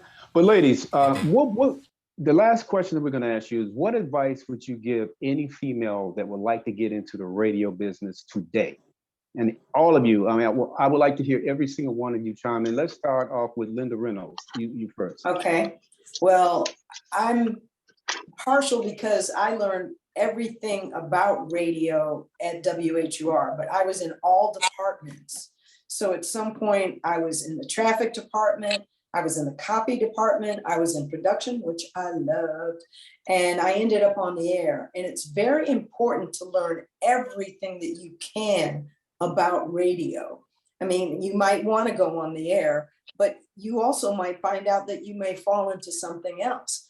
But it's just go for it and name it and claim it. If it's something that you want, it'll be yours. Okay, Robin Holden, how about you? What advice would you give any female that's trying to get into the business today? Is Robin there? Okay, how about Charmaine Foster? Well, Greg, I'd have to say that radio today is a totally different, it's totally different than what we are used to. People that are students that are taking communications to graduate with a communications degree. So I would have to say that they would have to be very creative and find other platforms like social media to get them started, which is also a very big thing to be discovered. So I would have to say be creative in terms of utilizing your skills once going to school. But if there's something that they want to do, just be persistent and pursue it. And that's pretty much the way I feel about it. Okay, Candy Shannon, how about you? Yeah, I hope that there are young women who are maybe being inspired here or are radio listeners. So number one, I would say, listen to the radio because after what I said, but listen to the radio, because to want to be in radio, none of us can guarantee that you will find that you're going to get wealthy doing radio necessarily, or that you might not have to work multiple jobs and travel and go to different stations. We didn't talk about that as much, but that's part of broadcasting, whether it's TV or radio. You know, you've got to be flexible, but you've also got to listen. Another thing I would suggest is, if you find somebody that you connect with, if you hear another woman, but even if it's not a woman, I would reach out and try to create, if you can find someone who will mentor you, who will talk to you about opportunities, give you suggestions, that is another pathway in, is what you're looking for. If somebody is not willing to mentor you, please don't be discouraged. You've just heard from a group of women here who are interested in affording opportunities in this business. We all have had our own measure of success. Yours is there. After I had my little speech, I'm so heartened to know that everybody here knows radio is not going anywhere. So get your piece, find a mentor, listen, and then find ways to make you come out, you know, develop your presentation. All right, Olivia Fox, how about you? What advice would you give females trying to get in the game today, the radio game? The number one piece of advice would be to be you. Find out who you are and what type of personality you want to be, and represent that to the fullest. Be unique, be creative, and always learn.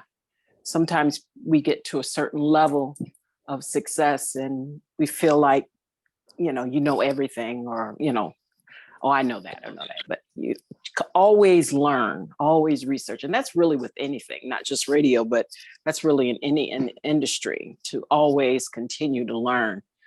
And then I think the next biggest would be learn how to manage your money. And if you don't know how to invest, hire someone who does. So if you're in a situation where you're not working and you have investments, you can live and not be freaking out. So, all right. Yeah. All right. Tracina Gray, how about you?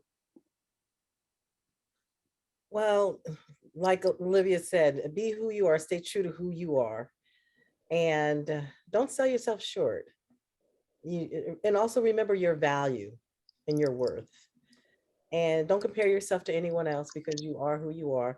Be conscious of the competition, but be creative with what you need to do in the market that you're in. Know who you are talking to, know your listeners, know your demographics, and have fun, and don't stay stuck. For years, many years, I mean, there were so many things happening throughout the years. I couldn't be one of those, well, this is how we used to do it. No. I don't want to do that, because this is how. No, you have to continue to evolve, be open-minded. And, I mean, there were so many advances with technology that happened throughout, especially working at WHUR with a general manager, Jim, who also had the gift of being an engineer. So WHUR was always extremely. You're talking about Jim Watkins, right? Jim Watkins. Oh yeah. Yeah. So with that in mind, you had to receive and be open and just learn and continue to evolve. And the thing is, it's not just in the studio. You have to go beyond the studio. All right. Know how to do commercials. Do the best you can in all assets and in all aspects, like Linda said. Production, commercials, voiceovers. Go outside the studio. Be engaging. Connect to the community. Know how to work the stage when you're emceeing a concert. And don't think that you're bigger than your listeners. You have to treat them like Like they matter. Don't take the ego out of it and stay humble. Mm. You have to stay humble, and you can't be fake, because the listeners will pick that up too. So, All right, Robin Holden, are you there? Is Robin there? Okay, how about Angela Stribling? How about you? What kind of advice would you give a female trying to get into the radio game today? I'm glad you asked, because I give a lot of advice. But you know what? Before I do that, if I could backtrack a little bit, I want to shout out a few more females. Oh, please do. Please do. Okay, great. Kokalani, who holds things down on Saturdays on WHUR. Taylor Thomas used to be at HUR doing the news. Molette Green, Candace Atkins, and I'm sure there are plenty more that I have overlooked. And I'm sorry if you're watching and I didn't say your name, but those ladies are definitely deserving. So yeah, I do mentor a lot of young women, and some not so young, but people know, one of the things that when I started out in radio, it was at a time that a lot of females were not doing voiceovers. And it worked out great for me because I had kind of a dual career where I was selling advertising, not clients from an advertising agency, but I mean, knock on the door to the mom and pops. So you had to kind of do everything. You write their commercial, voice their commercial, and ended up, entering into the voiceover industry. So a lot of people will contact me and say, how do I do this? Or how do I, get into the whole radio industry? And everything that all of these amazing women on this panel have said is true. You've got to just really go for it. And I don't know if it was Olivia or Charmaine who said, just know that you belong there, go for it, really go for it, and know that you too can have a seat at the table. And as Tracina said, don't sell yourself short. Yes, it is an industry that is still favored to males. I mean, that's corporate America, that's across the board, but that doesn't mean that you have to go in like that. Go in there asking for the moon if you feel that, when you feel that you're ready. I mean, don't start off asking for the moon or you'll never break it. That's where the humility really comes in handy.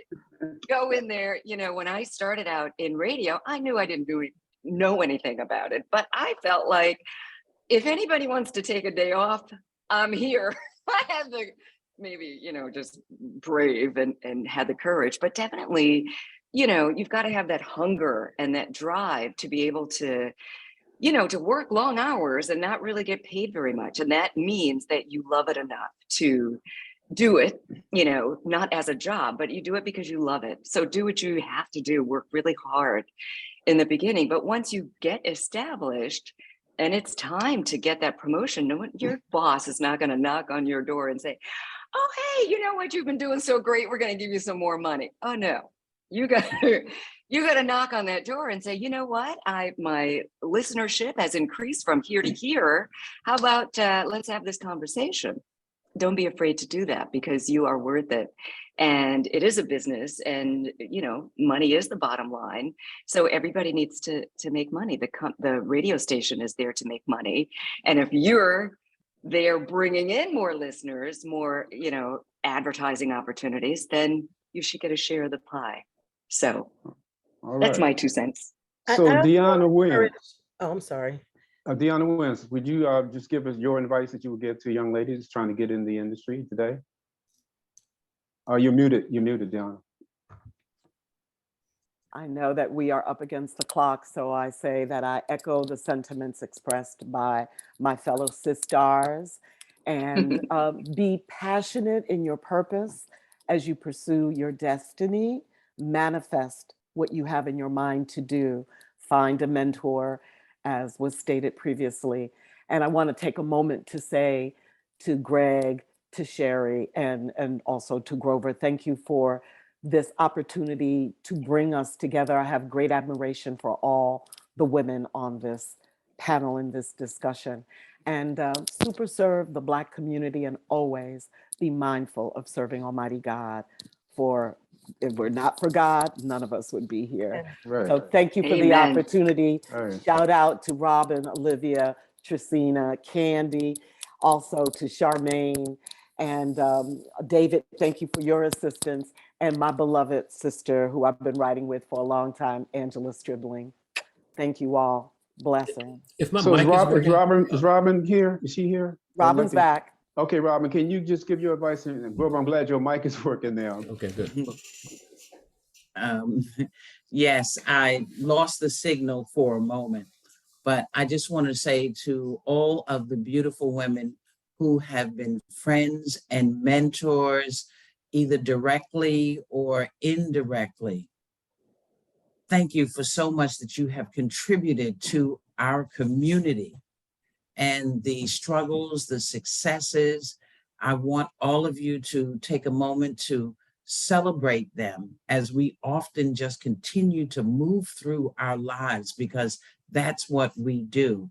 But at some given time, we, of course, first have to thank God.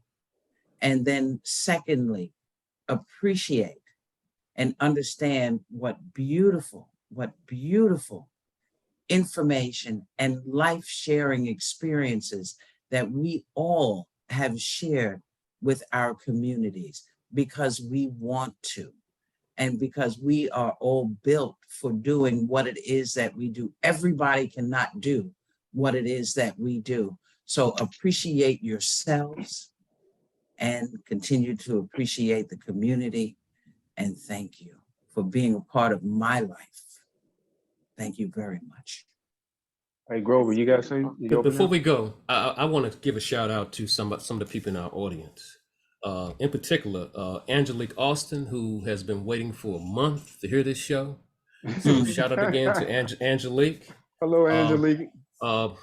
Matthew Leaks, good friend. Angie Clary, DJ Lance Reynolds, Tara Jones, Sheldon Taylor, Rhonda Caldwell, and Malik Pinckney. Thank you for what you've done tonight. Michelle Martin, Tyrone Hall, and also a friend of this panel, Paul Porter, sent a shout out. Paul Porter, to. what's up, Paul Porter? Hey, Paul. So, we can't get everybody, but I just want to shout out to a few, okay? Oh, and can I say shout out to Laia St. Clair? She's a DC native who was on the air for many years, so we cannot leave out people born and raised in DC also. All right. Okay. I just want to say something real quick. Oh, there she is. Okay, go ahead. Yeah, Go I ahead. just want to take a second for all of us ladies here to just embrace the fact that we served as trailblazers for all the people behind us. Those of us who started in the 70s, we paved the way, for radio, for all the young women after us who came on. And we were there for the big switch from AM to FM radio. Yes. All right. In the 70s. Yes. You see, and actually we helped change the style of radio, because before us, the jocks, do you remember when they were fast talking, rhyming jocks talking over the music, hotting up and down, but then when we started, I remember listening to Candy Shannon and Robin Holden, conversational radio, Deanna Williams, conversational. You were talking to us, communicating with the listener. You see, you weren't putting on a show, and doing all it with all these crazy names. We started using our real names, or names that sounded like they were real names, and not like the Soul Papa and the Moon Man and all that. So, I just want us to take a sec to embrace that, because that's real history. We were there in the beginning, in the 70s. I'm born and raised in DC, so I was here the whole time. But yeah, I just wanted to bring that up. I also want to say, as I mentioned before, listening to HUR framed how I listen to music. Definitely, starting with you, Deanna, and then you, Robin, Linda, and Candy. And I listened. I heard some of the other ladies, but I was pretty. I'm gonna just tell the truth here. I've stopped listening to radio after a while. How technology. I was making my own cassette, and then I was listening to my CDs or whatever. But then but I know each and every one of you, because I've heard you, like you say. I think somebody mentioned that. I think it was Candy was saying that some of the kids really, didn't know much about radio. I talk to some of my students sometimes. I ask them, do they listen to radio? He says, yeah, I listen to it when I'm in the car with my mother. And that's a reality. But HUR shaped the way I started listening to music, because also you guys are responsible for me buying albums, because I couldn't get the cuts, the singles or whatever. So you guys turned me onto a whole new style of music. And I'd like to take this time to thank each and every one of you. Right. And I would like to say that I love each and every one of you. Each of everybody on here serve as special memories. I remember what was happening in my life when I would listen to Deanna, or when I listened to Robin. It's just you represented a certain really good time in DC. And I just feel like I'm just so glad to see everybody here, because at one time or another, one point, even if we didn't meet in person, I knew of you, like I knew Linda Reynolds, through a friend, and Candy Shannon. I admired Candy so much. And when I was able to actually work at WKYS middays, oh, because that Candy was just like an idol of mine. And when I got a chance to actually sit in the same chair that she had, where she was, I guess it was the same chair. I don't know, but I know WKYS right after Donnie Simpson in the morning. It just was so special. Robin, I remember, I probably don't remember hanging out with back in the day with Petey Green and all. And Charmaine, each one of you are just special to me. And I've known you, Angela, I've listened to you forever. And we have friends in common. So, I'm just glad to see everybody here tonight. And thank you for being here. And shout out to Chocolate City and the listeners of the DMV and beyond. Yes. Chocolate City, Go City, Yes. forever. DC, All of that. the I nation's love your DC. I miss DC so much. I tell you, I'm so full to see everyone here. Greg, thank you for having me on this program with these wonderful sisters. It's so good to see everybody. And Tracina, I know Ann came to your white party, and I want an invitation next year. Okay. I was just going to say, I was just going to acknowledge Ann Tisdale and also. Yes, Ann Tisdale. Yes. Oh, I call her, Yes. I Love call her her. the woman in charge of Yeah. WHUR. Always. Yes. Yes. Yeah. That's my girl. And I have a confession to make too. The many years that Olivia Fox was on the radio in the morning. Okay. Going to WHUR, I was the dial. But I love me some Olivia Fox with her personality, her Yes. humor. Yes. Olivia, there's still so much in you. I am looking forward to seeing you rise. And I know it's going to happen even more. I know I have to compliment you on how innovative you've been, but there's more. Thank you. And it's coming because you're a natural with your morning style. You are born to be doing morning radio or whatever. I appreciate it, Tracina. Thank you. It But means like a I lot. said, just hearing you, I would listen to Russ Power Morning Show for Olivia Fox. I mean, Russ is cool. I really think he's talented, but I tuned in to listen to Olivia Fox. I mean, she just had that personality that drew me in. But we're going to get ready to wrap this thing up unless Grover and Sherry has anything else to say. But I just want to tell you all, I'm looking at this screen right now. I can't believe these faces that I'm seeing, that we were able to get all of these spectacular women in one space. And it is just my honor to, along with Grover and Sherry, and Sherry included, to give you women the honor and recognition that you deserve. So on behalf of Grover and Appreciate myself and Sherry, we're including you in this bunch as well. The legendary ladies of DC Radio, thank you so very much for making this a very special evening tonight. So I'm going to record each and every one of you. So with that, I guess, Grover, unless you got anything else to say, I guess that wraps it up, ladies. Thank you. Thank you. Honor. Goodbye, everybody. Bye. And thank everybody out there who tuned in. Thank you so very much for watching. We really do appreciate it. All right. Peace.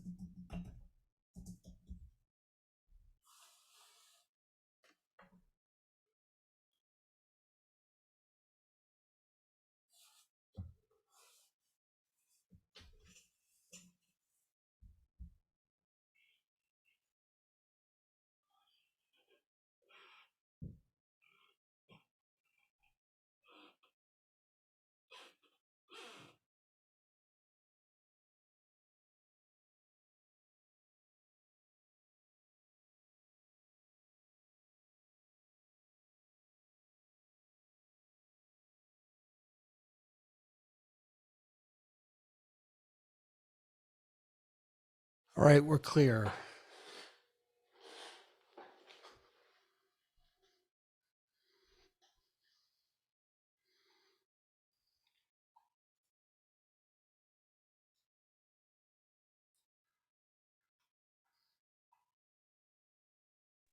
Hey, Dave, can you hear me? I can hear you. Oh, let me. Oh, this is Grover. Hey, Grover. I saw it. Yeah, I saw it at the end. I didn't tune. I logged off before it ended, but I did see it. Yeah. Dave, can you hear me? I can hear you. I can't hear you, but thank you so much for helping us. We really do appreciate it. I really, really, really do appreciate it. I'm getting ready to log off on this computer. All right, Grover, hold on 1 second. Say it again.